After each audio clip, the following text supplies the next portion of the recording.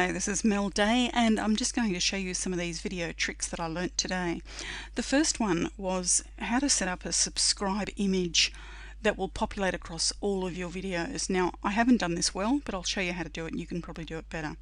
If you go to your YouTube channel and go to the channel navigation, under that in video programming, that gives you three options. You can put a branding watermark in, you can feature a video or playlist, or you can add a branding introduction clip.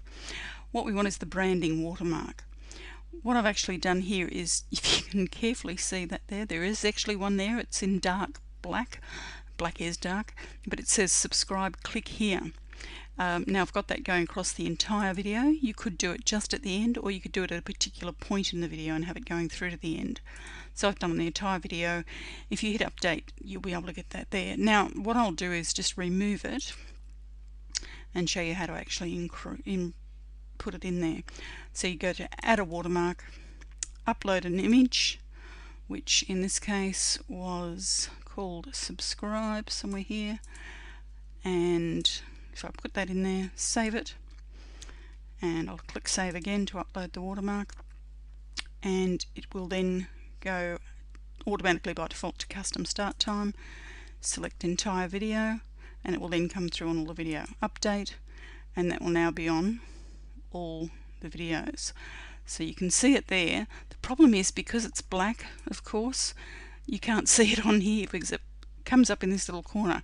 If I happen to hover over it, you can see that it does pop up there that that's a subscriber. If I click on that, it will take me to the subscription channel, which won't show because I'm obviously logged in. But that's how you do the subscription. Now if you want to add links to your description channel, then you just simply go back to your video manager, pick any of your topic areas that you want to look at or any of your videos, click on edit, and then just go down to the bottom to this area here, which you can obviously make larger, and you can add in the bottom here links to whatever you want or additional information.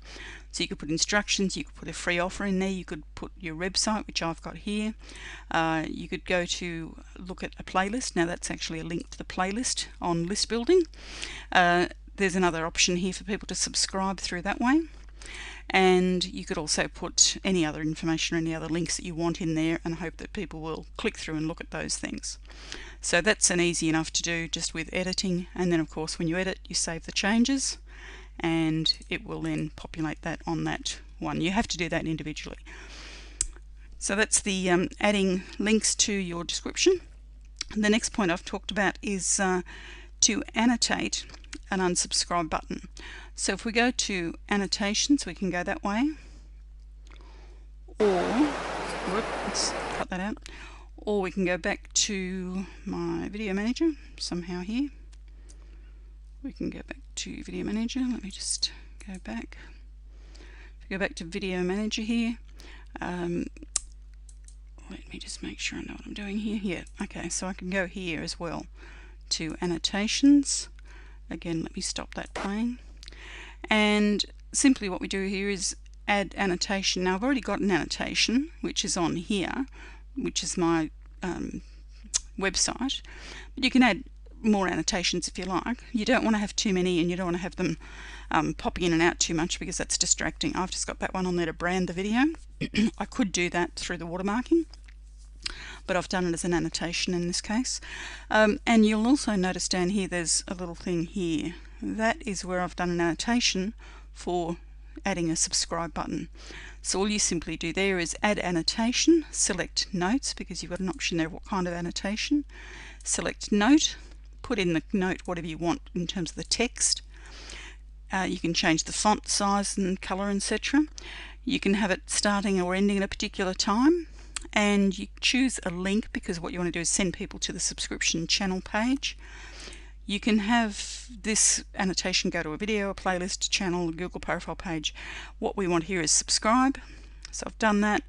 And the subscribe channel, you just put in your channel and it will automatically take people to a subscribe channel. You can also then have it open in a new window, or if you don't want to, you can just unclick that. I'll have it open in a new window for me. And you can preview the link. I actually haven't checked that, but there you go. It'll take you through to the channel there. Now if I wasn't logged in, it would come up with a pop-over which would say subscribe to this channel. So that's how you add it, and in my case I've got it coming at the end of the video, so people can then just click on that and be taken to the subscription option. Playlists. Let's have a look at playlists, how to set those up. You simply go there to your playlist under Video Manager, and I've got 4 playlists now set up. I've got a series of list building videos, and all of the list building videos are in that playlist. So to create it, all you do is you go to playlists and add new playlist. Click on that, give it a title, and I could just put in here online marketing and create that. You can also determine whether it's public or private or whatever, and then you just simply add videos. Now I'm in Chrome, and Chrome is a bit funny. It won't actually let me do it. Bizarre, given that it's supposed to be bee's knees, but if I just go into this, it actually won't let me do it. But if you would go to another browser, it will actually then give you an option to pick up the channel that you want to choose to add your videos into this here. And what you end up with is, as I had before, you'll get this list of videos. Sorry. You can tell I've still got work to do on this process. Let me go back. Playlists. It will give you this listing. So each time you add a video, it will add it to this list, and you can actually move them around. So I could actually move this one to the top, to the bottom, or I could add it at the notes, add it at start time, set a thumbnail, so I can do some things there as well. But for the purposes, if you want to have it in some sort of order, add the videos in the order you want them. That's my tip, rather than just randomly, because it's hard to really sort them out that much other than top and bottom. So that's how to add a playlist, which then has, as you can see up here, its own URL. So you can use that URL in your marketing in any way, shape or form, and people can then go to an entire series of program videos that you've got ready for them to view. So if you wanted to set up a course, for instance, if it wasn't privately set up, you could obviously do that. Then the final one is, of course, the analytics. Now, we're so paranoid about doing videos sometimes, we don't think about how effective it is. But analytics has got some great little things in here. It'll give you an overview of the last 28 days, which will give you your subscribers, which thank you very much to that person who subscribed, your estimated minutes that people have watched your videos, how many views you've had, and so forth. And then you can go in a little bit more detail and have the views, demographics, etc. So it'll give you additional information. Probably the most useful one is this one back here. Sorry, the overview. When you look at here, the top 10 videos. Now I've had this video in for, well, there you go, since 2010. So that's where I've got most of my leads from, to here. I haven't converted much because I haven't focused on video really much. I've just done it ad hoc here and there. But now I'm getting a few more views, and more recent things are coming to the top. So don't ignore your analytics. Maybe just each month take a note of what's happening and see if you can improve them. Look at where you're getting your better views from. I'm not sure how much this is of use to me. It gives me an idea of where most people are, but that's what I would expect. I know one person in Belgium, so I think I know who that is. And it gives you an idea of whether it's coming from YouTube directly or from a web player. But the most useful information here is this, and of course number of subscribers and the views. So you can click on each of those and get more detail. So don't ignore that. Keep a track on the performance of your stats if you're wanting to really do the video marketing well. That's what I'll be starting to look at a little bit more. And of course you can actually go and look at different periods. You can look at you know, this year, last year, etc, etc, etc. It's quite flexible, lifetime even.